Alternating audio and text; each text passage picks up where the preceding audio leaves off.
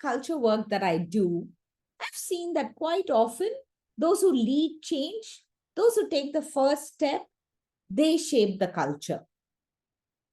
We have to find creative ways of bringing about change and influencing action, even more so when there is a conflict.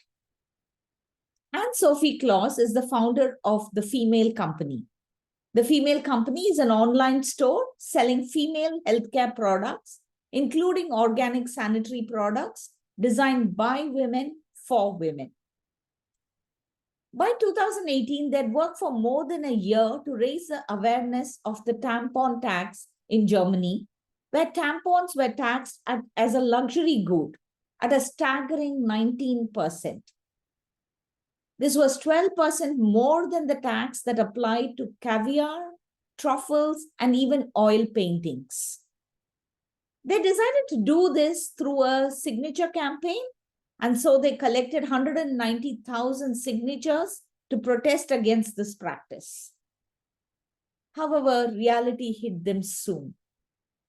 When the German finance minister said that he would not support a reduction in tax because he couldn't be sure that the companies would pass on the reduction to the consumers, they realized that nothing was going to change. So Ann-Sophie and her team decided to put their creative minds to work to find a way to make their protests more effective. Now, books were taxed at 7% in Germany at that time.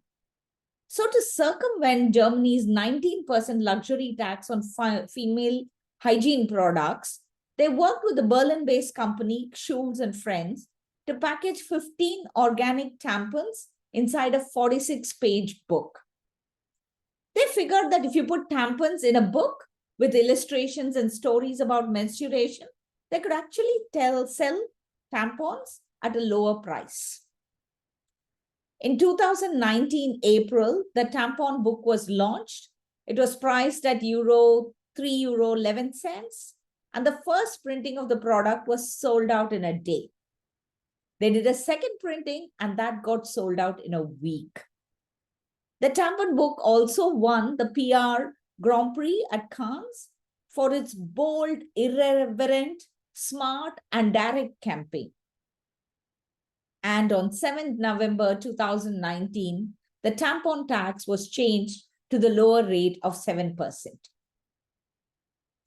Interestingly, if you think about what they wanted to achieve, which is changing the law, the company was more successful at it by selling tampons in a book than by collecting signatures.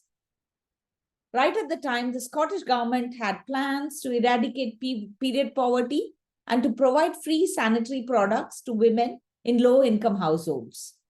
Canada was discussing making free sanitary products available in the workplace. Kenya and Uganda had removed the tax on tampons, and many other countries were debating the implications of taxing sanitary products and whether government should fund these products for everybody. We are still fighting some of these battles today. Ann-Sophie didn't start this. She just took her indignation and frustration and created a story that people could buy and share.